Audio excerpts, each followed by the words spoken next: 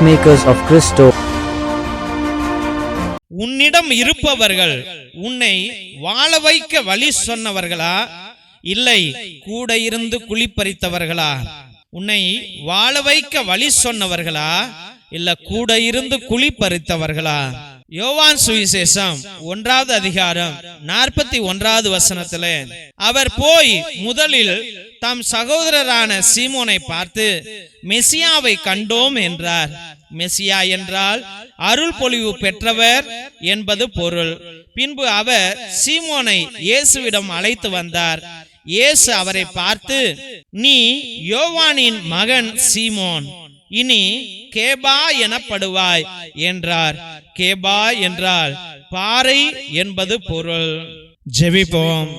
என் நேச பிதாவே, கர்த்தாவாகிய கர்த்தாவே, அந்நாளிலே சுவாமி யோவான் சென்று சீமோனை அழைத்து வந்தான்.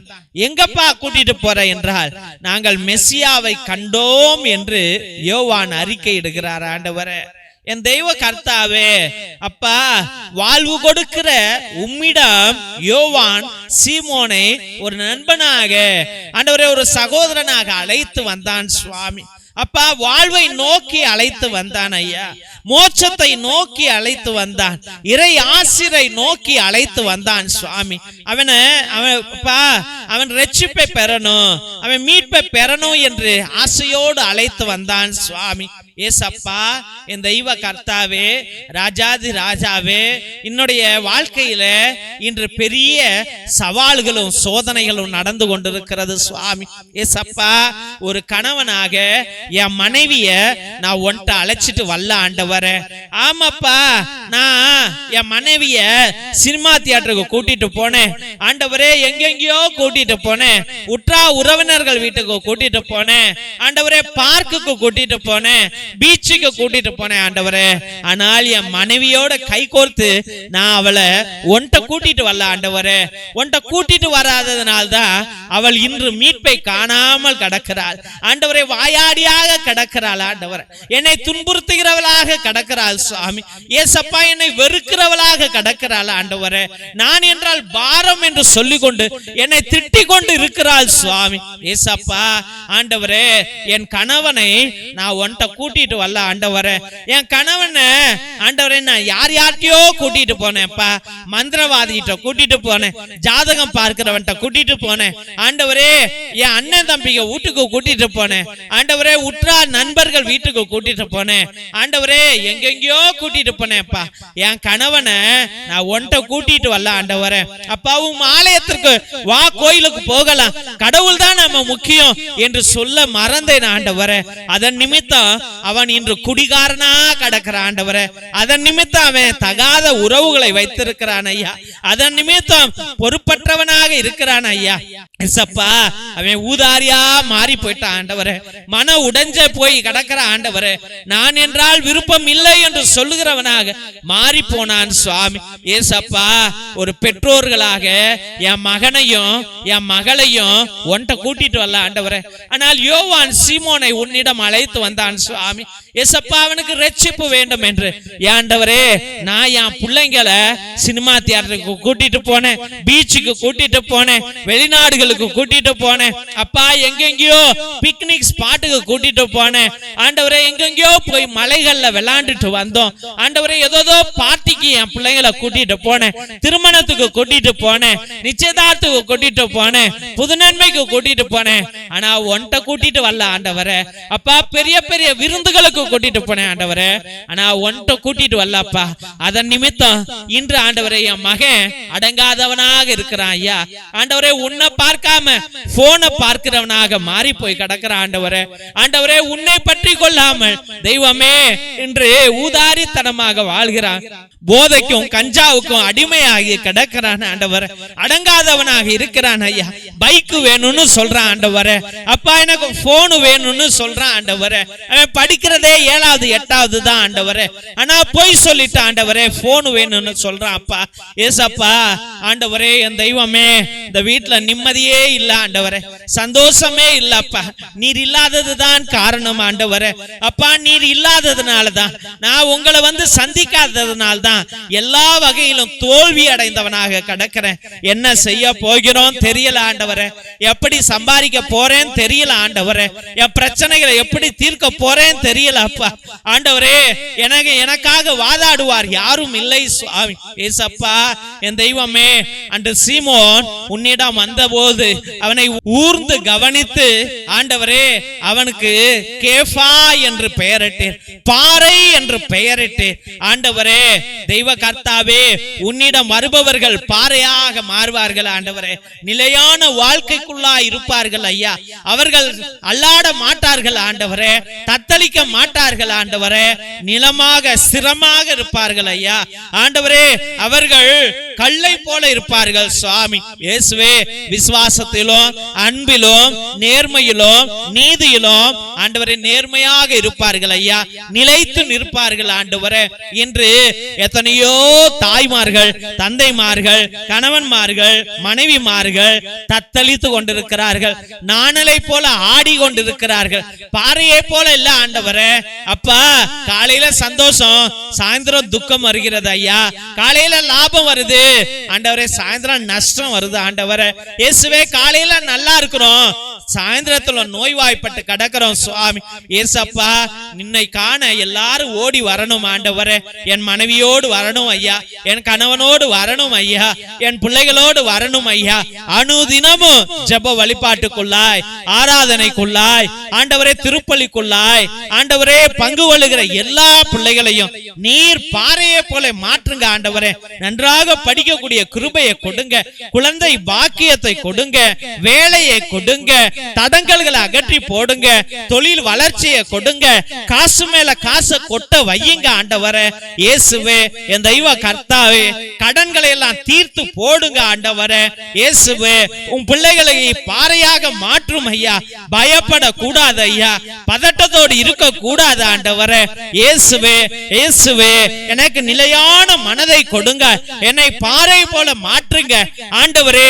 எத்தனை சோதனைகள் வந்தாலும், எத்தனை அவமானங்கள் வந்தாலும் அதெல்லாம் பறந்து போகும். நான் ஏசப்பாவுடைய பிள்ளை என்ற வாக்குறுதியை ஒவ்வொரு பிள்ளைகளும் அறிக்கையிடக்கூடிய கிருபையை நீர் ஊற்றுவீர் என்று முழுவதோடு ஜெபித்து அருமையான பிள்ளைகளை உடைய பரிசுத்தமான கல்வாரி பாதத்திலே சமர்ப்பித்து ஜெபிக்கிறோம் எங்கள் ஜீவனுள்ள நல்ல பிதாவே.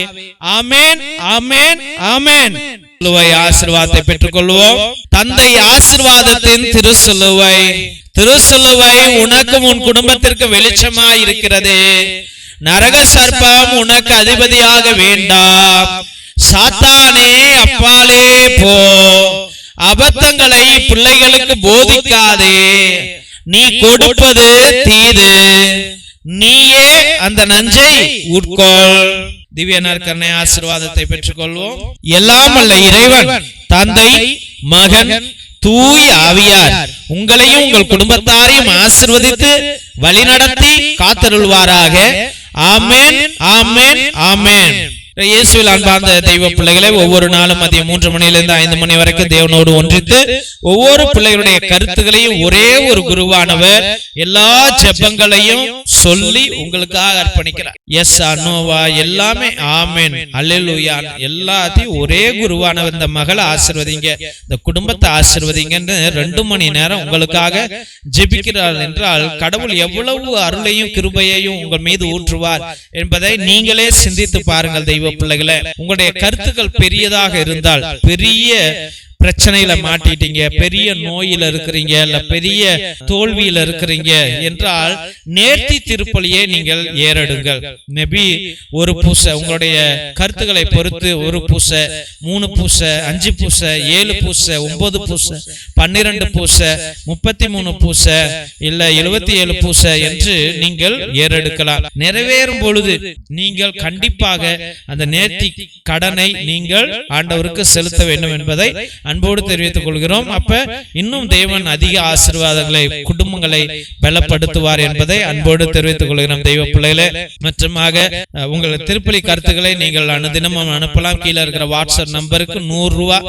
இங்க இறை இரக்கத்தின் நவநாள் திருப்பலியை அர்ப்பணிப்போம், இறை இரக்கத்தின் ஜெபமாலை அர்ப்பணிப்போம், நற்கருணை ஆராதனை அர்ப்பணிப்போம். நவநாள் அன்னைக்கு ஒரு நவநாள், அந்த நவநாளை உங்கள் குடும்பத்திற்காக அர்ப்பணிக்கிறோம். அப்ப எல்லா ஜெபங்களிலும் உங்களுடைய பெயரை நாங்கள் அர்ப்பணித்து உங்களுக்காக ஜெபிக்கிறோம். உங்களுக்கு விருப்பம் இருந்தால் உங்களுடைய திருப்பலி கருத்துக்களை நீங்கள் எங்களுக்கு அனுப்பலாம் என்பதை அன்போடு தெரிவித்துக் கொள்கிறோம். தெய்வ பிள்ளைகளே, இந்த சேனல்ல நீங்க பாக்குறீங்க, இந்த ஜெபம் நல்லா இருக்குதுன்னு சொல்றீங்க, ஆனா அதோட நீங்க நின்றீங்க. இந்த யூடியூப் சேனல்ல இதோடைய லிங்க் மத்தியானம் 12 மணிக்கு, மத்தியானம் 3 மணிக்கு, சாயந்தரம் 7:30 மணிக்கு, ராத்திரி 9 மணிக்கு ஒவ்வொரு டயத்திலையும் ஒவ்வொரு வல்லமையான ஜெபங்கள் வருகிறது. அதை உங்களுடைய வாட்ஸ்அப் குரூப்ல வைங்க, உங்களுடைய ஸ்டேட்டஸ்ல வைங்க, உங்களுடைய பேஸ்புக்ல பகிருங்கள், உங்களுக்கு தெரிஞ்சவங்கள்ட்ட பகிருங்கள். தயவு செய்து அவர்களையும் இந்த ஜெபத்துல ஜெப வழிபாட்டுல கலந்து கொள்ளுங்கள் என்று அன்போடு கேட்டுக்கொள்ளுங்க. முடிஞ்ச அளவுக்கு இதை சப்ஸ்கிரைப் பண்ணிருங்க தெய்வ பிள்ளையில. அப்பதான் எங்க ஃபாதர் எங்களுக்கு பர்மிஷன் கொடுத்து இவ்வளவு செலவு பண்ணி கரண்ட் பில் இருக்குது, கேமரா பில் இருக்கு, கம்ப்யூட்டர் பில் இருக்குது, டெலிகாஸ்டிங் பில், இன்டர்நெட் பில் இருக்குது. இது எல்லாத்தையும் நீங்க எதுக்கு ஃபாதர் வேஸ்டா செலவு பண்றீங்க? கடவுள் காரியம் நின்னு போயிடும் தெய்வ பிள்ளைகளே. மற்றமாக தெய்வ பிள்ளைகளே, எங்களுக்கு ஒரு உதவி செய்யுங்கள். உங்க குடும்பத்துல சின்ன சின்ன பிள்ளைங்க இருக்கலாம், பேர பிள்ளைங்கள் இருக்கலாம், தெரிஞ்ச அண்ணன் தம்பி பிள்ளைங்களுடைய பிள்ளைகள் இருக்கலாம். இவர்கள் எல்லாம் பயன்படுத்தின ட்ரெஸ்ஸஸ் இருக்கலாம்.